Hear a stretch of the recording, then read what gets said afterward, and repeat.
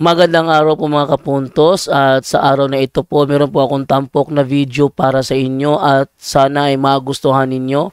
Kaya sa mga bago pa po sa aming channel, please po don't forget to hit the subscribe button at ang notification bell para maging notified kayo sa bawat video na ilalabas ko sa channel na ito. At bilang kahilingan po ng punto por punto team at naway maintindihan po ninyo, sana po wag nyo pong i-skip yung mga ads sa aming mga video. Sa maliit na bagay na po na yan, malaking tulong po yan sa ating programa at sa ating ministry. Sana po maunawaan po ninyo. Maraming salamat po, kaya wag na po natin patagalin. Simulan na po natin.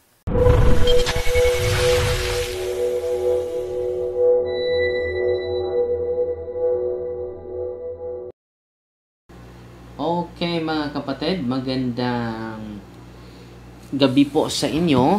And then sa gabing ito, dahil naka-promise ako sa inyo, the life of saints. So ang santo natin ngayon, so ito yung storya ni Saint Basa and her sons. Dahil ang ina at yung tatlong anak niya ay naging martir. No? Very inspiring po itong storya ng buhay nila, mga kapatid. Pero bago yan, quick live lang po ito dahil ang sarap ng matulog. No? At naka-promise ako sa inyo na magsagawa tayo ng storytelling sa isa sa mga martir sa araw na ito. At isa sa mga martir, hindi po ito basta-basta, nanay at mga anak niya, tatlong mga lalaki. So, grabe yung kapangyarihan ng nanay, no? So, ito po yung storya ng buhay nila ni Saint Basa and her sons. Tatlo po yung anak niya. Si Theognes, si Agapios, at si Pistos. So, yun po yung mga anak niya. So, ang background sa family nila, early 4th century po.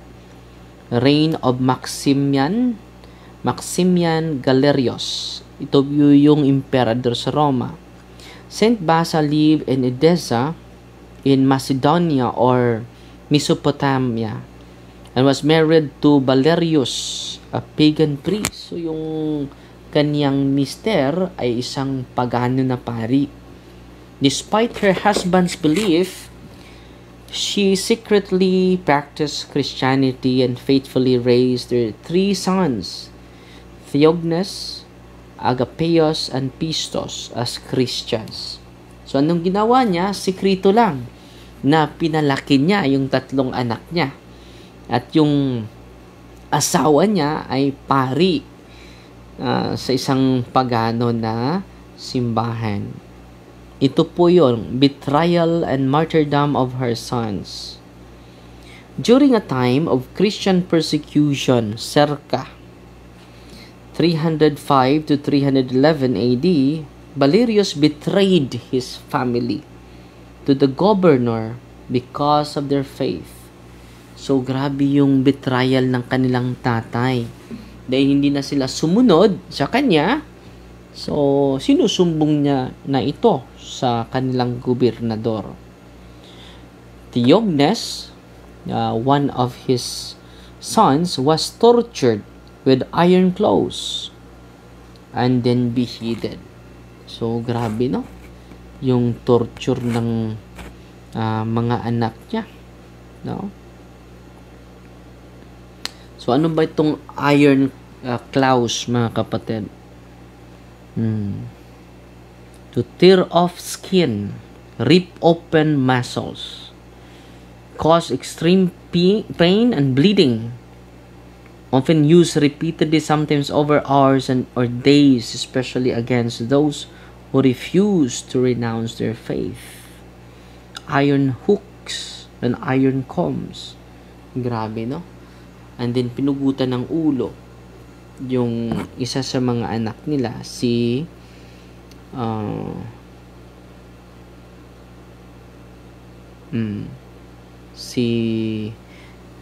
Theognes. So, pinugutan ng ulo. So, hindi to basta-basta, mga kapatid. yung pananampalataya ng mga batang ito dahil sa kanilang nanay, no? Okay ba yung signal natin?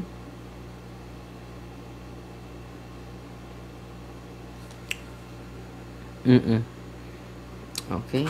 Tingnan natin kung okay ba yung monitor natin. So, lakas pala. Okay. Tingnan natin kung okay ba yung ang lakas pala. Lakas pala.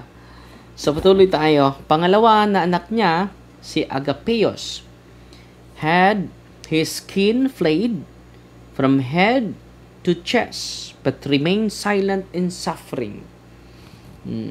Just imagine, ha? So, head to chest. So, yung ano niya, yung balat niya. Grabe. To strip the skin off, typically with a knife and a sharp instrument. So, yung mga ano niya, yung mga skin niya, no, mga balat niya, no? Grabe ang sakit nito. Pero anong sabi sa tradisyon? But remain silent in suffering. So, hindi siya nag-complain, remain silent in suffering. Pistos also endured severe torture and was ultimately beheaded. Yung pangatlo, pinugutan din ng ulo. Then Basa's tortures and miraculous deliverance. Basa was imprisoned and starved until an angel miraculously strengthened her with heavenly food. She withstood fire, water, and wild beasts without harm. So, grabe. Ligtas siya ng Panginoon.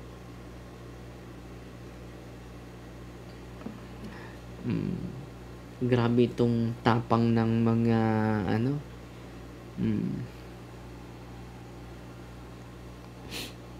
ng mga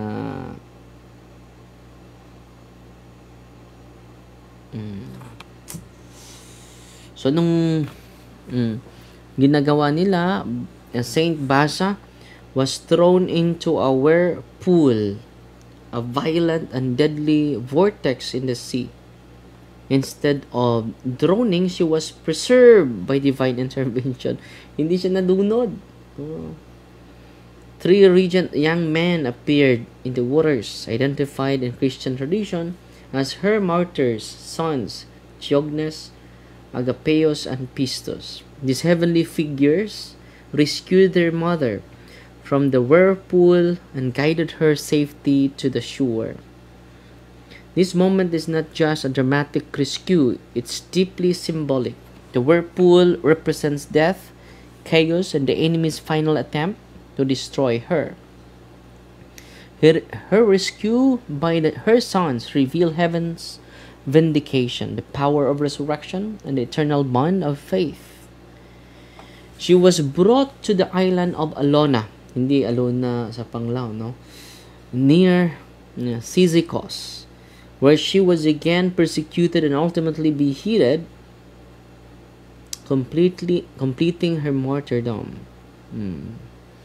So, yun po yung nangyari, no? So, walang takot itong mag-inang ito. At sana po ay matutunan natin ito. Bakit hindi sila natakot? Because they follow Jesus Christ literally. In a pagan temple, she shattered the statue of Zeus. She was cast into whirlpool but survived. Ito na-discuss natin ito.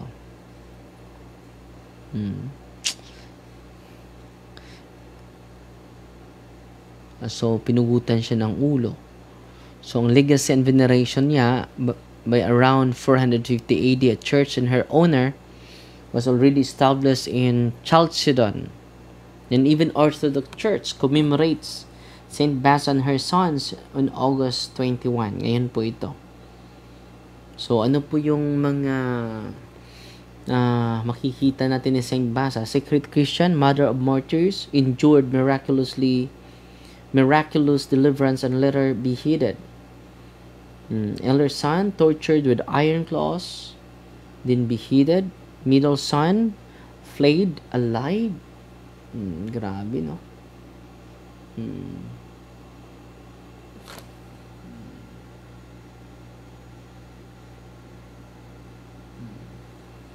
Ano pa?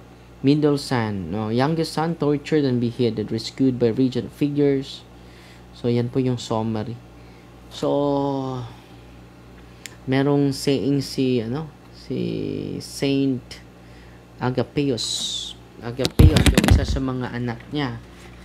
So, na-mold yung mga anak na kahit kamatayan, mga kapatid, ay hindi dapat kakatakutan for defending the faith of our church. Sabi ni Saint Agapeus, isang martir, isa sa mga anak niya, ito lang po yung may sayings.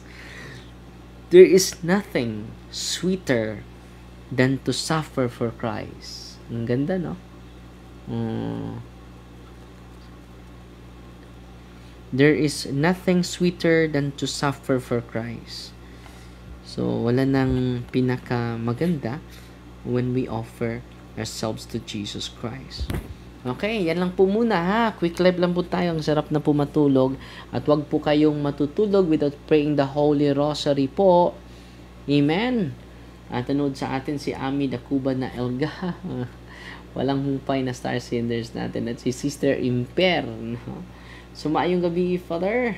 Ang gabi ninyo tanan. And then, bukas na naman. Babalik naman tayo. Salamat tayo sa mga bumibisita sa atin kanina. Merong ina-exercise natin 2 at 3. And then si Father Salon 2. Pasalamat tayo Father Salon Florinosos na bumibisita sa ating office. Ang chief exorcist natin sa Diocese of Tagbilaran po. So yan lang po yung storya natin. Quick live lang natin sa buhay ng isang santo. So, from time to time, magla-live po tayo para kung nandito tayo sa loob, dual yung live natin. Kung wala naman tayo sa loob, nagtra-travel tayo,